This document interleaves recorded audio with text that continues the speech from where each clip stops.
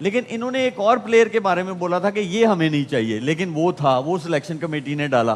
कोई आइडिया है वो कौन है प्लेयर? शाहिनशाह अफरीदी। तो क्या वजह थी ये? पसंद नापसंद, सीधी सी बात है, कोच की पसंद नापसंद है।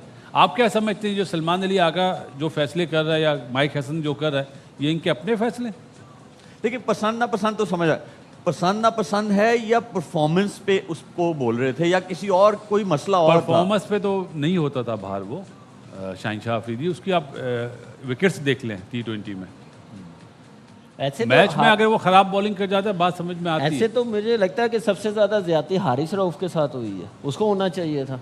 हम पहले भी कह रहे थे डेप्थ बॉलिंग मिडल में किसने ओवर करने हैं। वो ठीक है, लेकिन यहाँ पे देखें ये ऐसे है कि गिव एंड टेक हो रहा है कि एक मेरी बात मानो तो हम एक आपकी बात मानेंगे।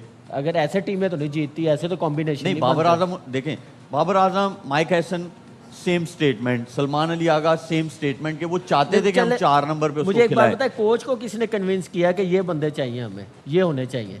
ये तो आप बताएंगे। नहीं ना, आपको भी पता है किसने कन्विंस किया होगा, कौन है जिसने ज्यादा देखिए जब सिलेक्टर्स बैठे हुए हैं, सिलेक्टर्स बैठे हुए हैं जितने और कोच बैठा हुआ है टीम का और कैप्टन बैठा हुआ है, 5-6 तो वही इवेंट लोग जैसे डिसाइड चल करेंगे रहे हैं ना, पिछले 5-6 इवेंट जैसे चल रहे हैं वैसे ही इस इवेंट को भी चलाया अपनी मर्जी से। जो एक सर्टेन ग्रुप बना वो अभी वो दूर नहीं है क्रिकेट से, वो अपनी मर्जी के फैसले करवा रहे हैं। कोच को भी उन्होंने कन्विंस किया होगा, ये चीजें हुई हैं, ऐसे नहीं हो सकती। अच्छा, इसका हम इस नुकसान जो तरफ है जा ना, रहे हैं, इस तरफ जा रहे हैं।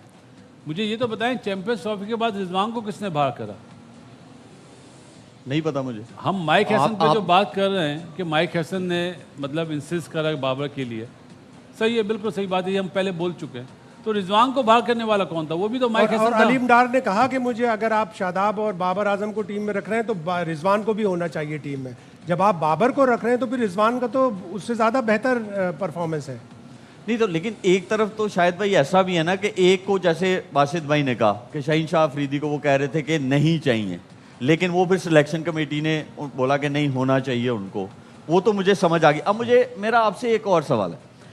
अब आप शाहिनशाह अफरीदी, ऐसा तो नहीं हो सकता बासित भाई, हम बड़ी क्रिकेट खेले हैं, कामी बहुत क्रिकेट खेले हैं, आपने बहुत कवर किया है क्रिकेट, जब सेम ड्रेसिंग रूम में एक मैनेजमेंट जो है और एक कैप्टन, एक फॉर्मेट का मैसेज तो पहुंच गया होगा ना कि भाई ये जो है ये मुझे नहीं चाहते हैं, तो वनडे फॉर्मेट का तो वो शाहिनशाह अफरीदी कैप्टन है, तो ड्रेसिंग रूम में माहौल कैसे होगा, कैसा अच्छा होगा, हमारी क्रिकेट कहाँ जाएगी? अब शाइन नहीं होगा ना। और मैं आपको एक बात नहीं, बताऊं, तो शाहिनशाह तो आपका ओडीआई का कैप्टन है ना। अब नहीं होगा ना, मैं ये कहना चाह रहा हूँ। अच्छा, आप खबर दे रहे हैं? माइक मैं हैसन आपको होगा बताऊं- तो शाइन नहीं बनेगा कप्तान।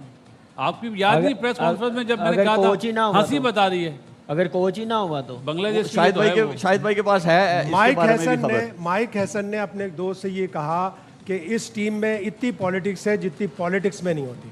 अच्छा, सिलेक्शन में और इन सारी चीज़ों में कि किसको सेलेक्ट करना है किसको नहीं करना। 34 मैच आपने वर्ल्ड कप से पहले खेले, ज़्यादातर पार्ट रहा हारिस रऊफ। 3 टोटल मैच नसीम शाह ने खेले और वो वर्ल्ड कप में चला गया, और शायद टोटल भाई- उसने 1 मैच खेला। देखें, ये तो आपने बड़े सारे मैचेस और पीछे थोड़ा सा चले गए ना। आप वर्ल्ड कप में देख लें, इब्रार को क्यों बिठा दिया एक ओवर के उस पे, इंडिया माइंड के ब्लोइंग अगेंस्ट एक ओवर डिसीजन था, खराब। और अबरार आया और उसने श्रीलंका के खिलाफ बता दिया कि आपने मुझे इंग्लैंड के खिलाफ नहीं खिलाया था, आपकी गलती थी। तो इतने बड़े ब्लंडर्स तो हो रहे हैं, लेकिन सवाल अभी भी वही है कि अब अगर पता चलेगा उनको तो क्या होगा?